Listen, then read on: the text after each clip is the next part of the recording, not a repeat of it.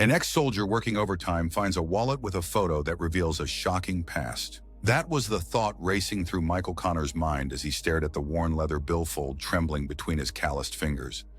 The fluorescent lights of the empty diner buzzing overhead like persistent memories that refused to fade. 3 a.m., his fourth double shift this week. The night manager position at Donna's all-night diner wasn't glamorous, but it paid the bills, mostly. And the quiet hours between the midnight bar crowd and the early morning truckers gave him time to think. Sometimes too much time. Michael wiped down the counter again, his movements mechanical, practiced from years of routine both in the military and now in civilian life. 5 years since Afghanistan. 5 years trying to outrun the nightmares. 5 years of existing, not living. The wallet had been left behind by a customer, an older gentleman who'd nursed a single cup of coffee for nearly 2 hours before shuffling out into the cold October night. Michael had noticed the man's hands, how they shook slightly when lifting the mug. Familiar tremors. The kind that came from seeing things no person should see. Should have caught him before he left, Michael muttered to himself, flipping the wallet open to look for identification. The driver's license showed a Harold Mercer, 72, with an address across town. But it was what lay behind the license that made Michael's breath catch. A photograph, edges worn soft from years of handling. A group of young soldiers, arms around each other's shoulders. Desert backdrop, 1970s military uniforms. Vietnam. Michael would have closed the wallet then, would have simply placed it in the lost and found box, if his eyes hadn't locked onto a face in the back row. A face he knew intimately, though never this young. Dad?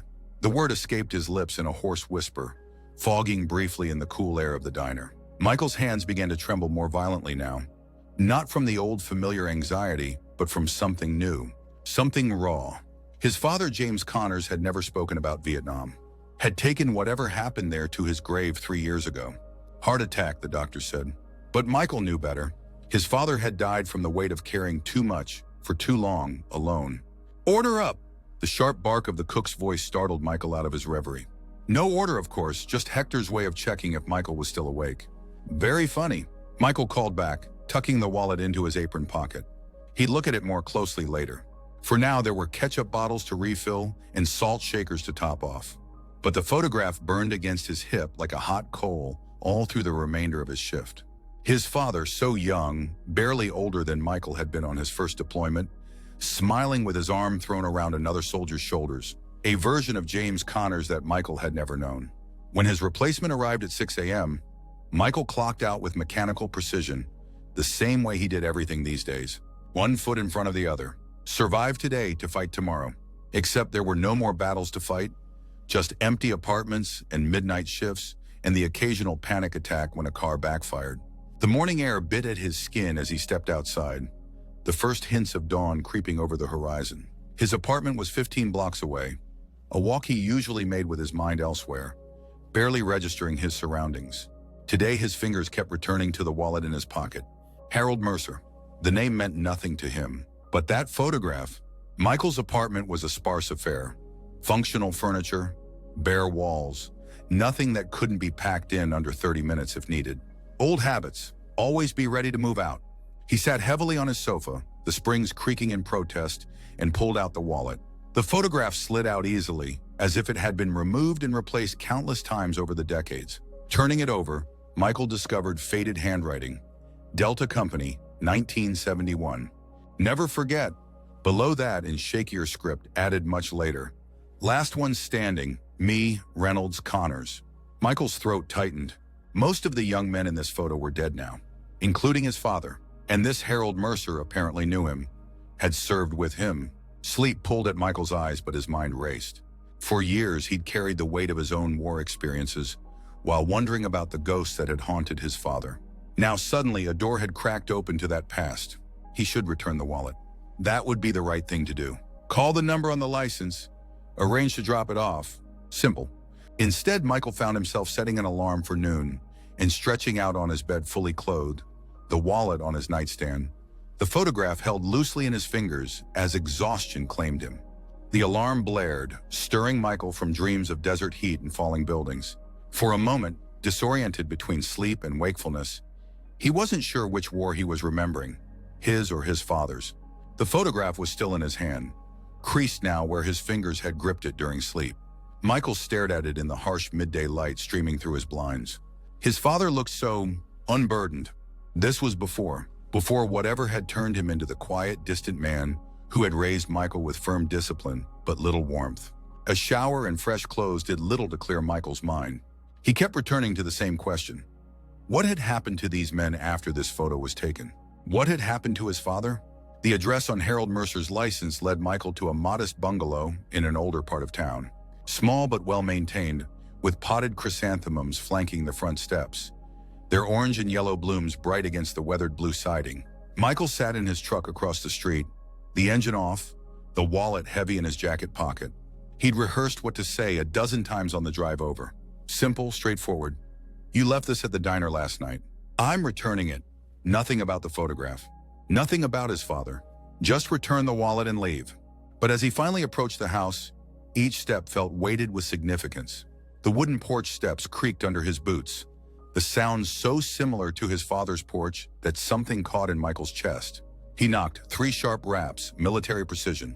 A long moment passed, then another. Michael was about to knock again when he heard shuffling footsteps approaching. The door opened to reveal the same older man from the diner, slightly stooped but with alert eyes that widened in recognition. "You're the manager," Harold Mercer said, his voice gravelly but strong. "From Donna's." Michael nodded, reaching into his pocket. "You left your wallet last night, sir." The sir slipped out automatically, an old habit from addressing older veterans. Harold's hand went instinctively to his back pocket, surprise crossing his weathered face.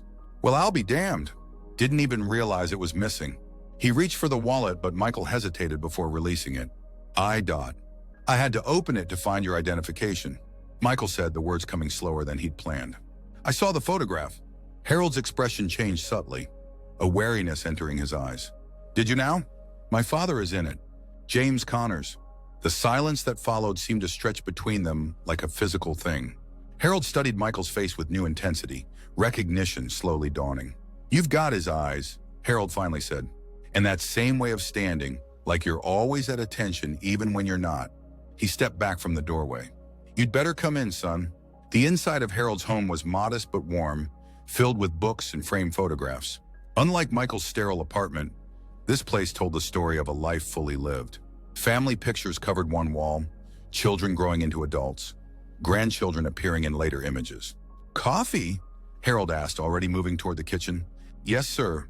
Thank you." Michael remained standing, unsure where to settle in this unfamiliar territory. "At ease, soldier," Harold called over his shoulder. "Take a seat before you fall over. You look like you just came off a long shift." Michael sank into an armchair, too tired to be surprised that Harold had picked up on his exhaustion. The older man returned minutes later with 2 mugs of coffee, handing one to Michael before lowering himself into a recliner with a slight wince. "Bad knee," Harold explained, noticing Michael's observation. "Souvenir from the Mekong Delta. Acts up when the weather changes." He took a sip of his coffee, studying Michael over the rim of his mug. "So, James Connors was your father?" "Yes, sir. He passed 3 years ago." Harold nodded slowly. "I heard. Meant to go to the funeral, but I was having some health issues of my own at the time." He set his mug down. "Your father was a good man, one of the best I served with." Michael's hands tightened around his mug, the heat almost painful against his palms. "He never talked about Vietnam. Not once in all the years I knew him." "Lot of us didn't," Harold replied, his gaze drifting toward the window. "Different time back then. Men weren't supposed to talk about those things." A wry smile crossed his face. "Not that we're much better now, are we? How long you been back, son?" 5 years. "Afghanistan." Harold nodded again, as if confirming something to himself. "Your father was proud of you, you know. He'd stop by every few months. Always had new photos to show me. 'My boy Michael,' he'd say. 'Like you hung the damn moon?'" Something twisted in Michael's chest. His father's visits here had never been mentioned at home. "He came to see you regularly?" "Once every few months, like clockwork. Said I was the only one who understood certain things." Harold's eyes grew distant. "He struggled after coming home. We all did. But your father, he carried more than most." Michael leaned forward, coffee forgotten. "What happened over there? With my dad?" Harold's weathered face creased with something between concern and consideration. "Not my story to tell, son. At least not all of it." He reached for his wallet on the side table and withdrew the photograph. looking at it with a soft expression. This I can tell you about. He handed the photograph to Michael. That was taken about a week before everything went sideways. We'd been in country nearly 11 months, short-timers. Could almost smell home. Michael studied the faces in the photograph. Young men with old eyes, his father among them, looking impossibly young and unburdened. There were 12 of us in this particular squad. Harold continued. By the time we came home, only 5 were still breathing. His finger tapped the image. And now it's just me and Reynolds, far as I know. Reynolds lives down in Florida these days. Haven't seen him in person in nearly a decade. Michael's throat felt dry. What happened?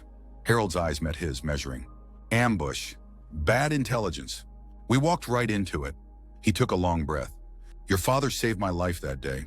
Him and Reynolds. They got me out when the rest of our team was hit. The silence that followed was heavy with the weight of lives lost and the burden of survival. Michael knew that weight intimately, had carried it himself since his own war. He never said anything.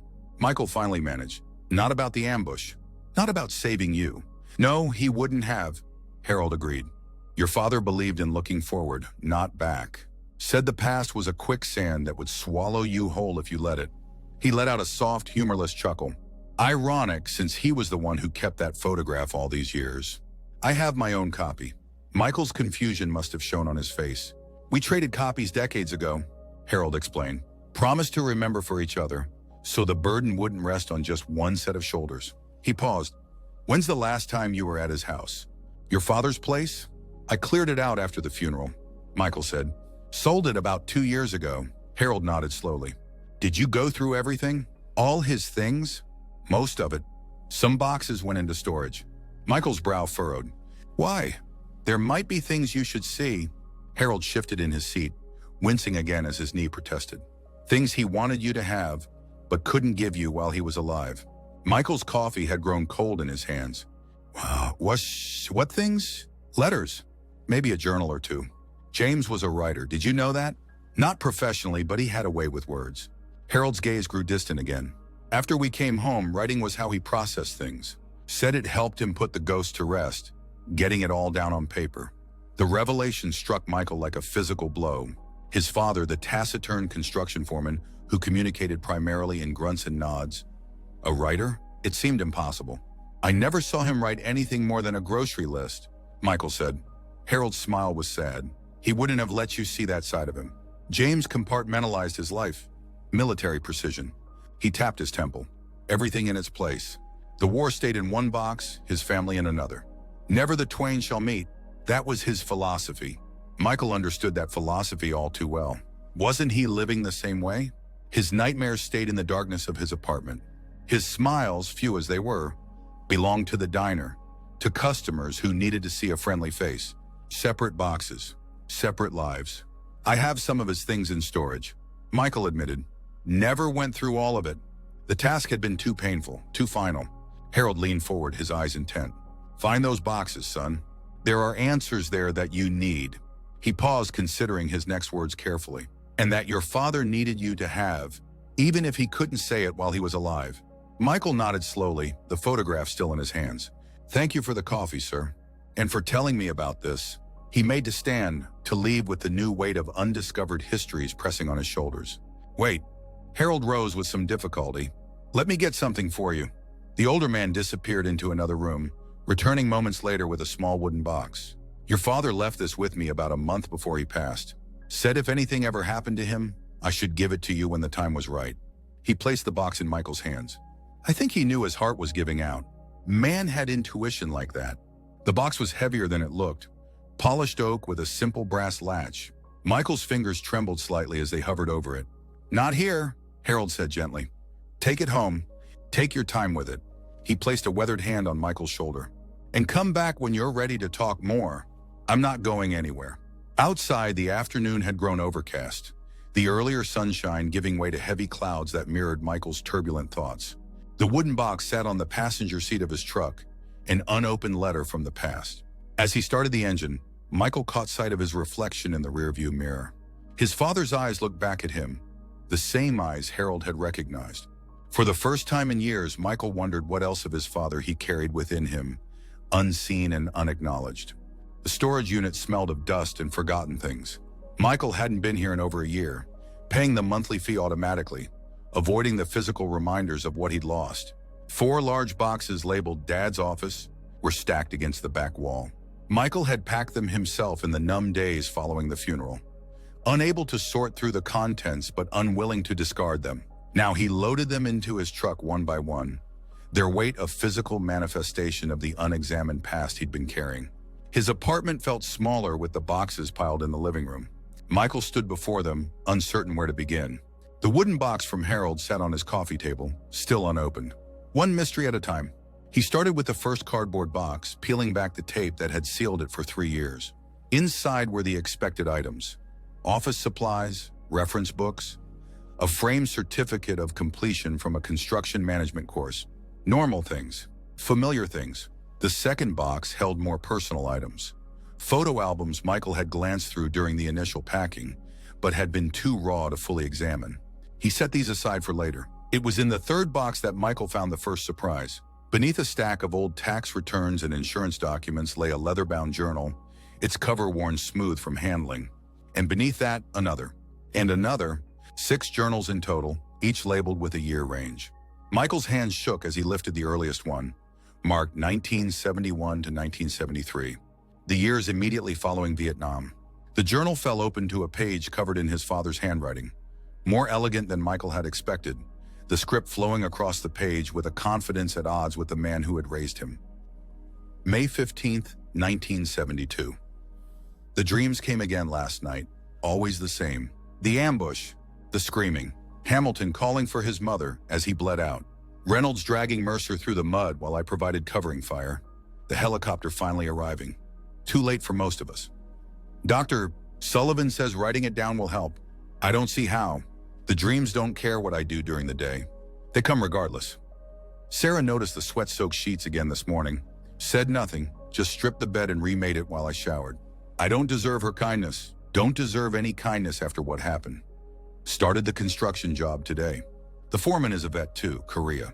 He understands a 1,000-yard stare, doesn't ask questions when I need a minute to pull myself together. This might work out. Michael's vision blurred as he read his mother's name. She had died when he was just 12. Cancer taking her swiftly and completely, leaving his father to raise him alone. His memories of her were fragmented. Her perfume, her laugh, the way she could coax a smile from his father when no one else could. He turned the page. June 3rd, 1972. Called Mercer today. He's struggling worse than I am. The survivor's guilt is eating him alive. Keeps saying it should have been him instead of Ramirez or Patel or any of the others. I told him what Sullivan tells me, that we honor their sacrifice by living well. He hung up on me. Can't blame him. The words sound hollow even to me. Reynolds seems to be doing better. Got married last month to his high school sweetheart. Invited me to the wedding, but I couldn't go. Too many people. Too many questions about over there. Reynolds understood. Sarah is pregnant. A child. A new life in the midst of all this death I carry. I'm terrified and hopeful in equal measure. Will I be a good father? Can a man with so much blood on his hands cradle something so innocent? Michael closed the journal, his breath coming in short, painful bursts. This raw, vulnerable writing belonged to a man he had never known. Not the stoic, emotionally distant father who had raised him with military discipline and few words of affection. Yet it was undeniably his father's handwriting, his father's thoughts, his father's pain. Michael set the first journal aside and reached for the wooden box Harold had given him. Whatever it contained, he was ready now. The brass latch opened with a soft click. Inside, nestled in a bed of faded velvet, lay a purple heart medal, a folded letter, and a small leather pouch.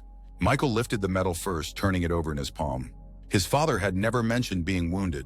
The letter bore Michael's name in his father's handwriting. He unfolded it with care, the paper thin and fragile between his fingers. Michael, if you're reading this, then I'm gone, and Harold has decided it's time for you to know the truth. I've asked him to use his judgment about when to give you this box. He knows you better than you might think. I've told him about you for years. First, I need to apologize. I've kept parts of myself hidden from you your entire life. I told myself it was to protect you, but the truth is I was protecting myself. From the memories, from the pain, from the fear that you might look at me differently if you knew the full story. The medal enclosed was awarded after the ambush in Vietnam, I took shrapnel in my side and leg while pulling Harold to safety. Never seemed important enough to mention, not compared to the men who didn't come home at all. In the pouch, you'll find a key. It opens a safety deposit box at First National Bank downtown. Box number 247. There's something there I've wanted to give you for years, but couldn't bring myself to face. I've watched you struggle since coming home from Afghanistan. Recognize the signs because I've been where you are. The nightmares, the isolation, the feeling that no one could possibly understand. I should have told you that I did understand. Should have shared my own battles. Maybe it would have helped you with yours. Another failure to add to my list. The journals in my office, I assume you found them by now, tell most of the story, but not all of it. The rest is in the safety deposit box. I hope you can forgive me for my silence all these years, and I hope you find your way through the darkness faster than I did. With love and regret. Dad. Michael lowered the letter, his vision swimming. Outside, rain had begun to fall, pattering against the windows of his apartment like distant gunfire. He moved to the couch, the letter still in his hand, and sat heavily. His father had known, had recognized Michael's struggles and said nothing, had carried his own nearly identical burdens in silence. The waste of it struck Michael with physical force. Years of shared meals and stilted conversations, neither acknowledging the invisible wounds they both carried. Two soldiers fighting separate battles under the same roof. Michael opened the leather pouch and tipped the key into his palm. Tomorrow he would go to the bank. Tonight he would read his father's journals and try to know the man he had never truly known in life. Outside, the rain continued to fall, washing the world clean.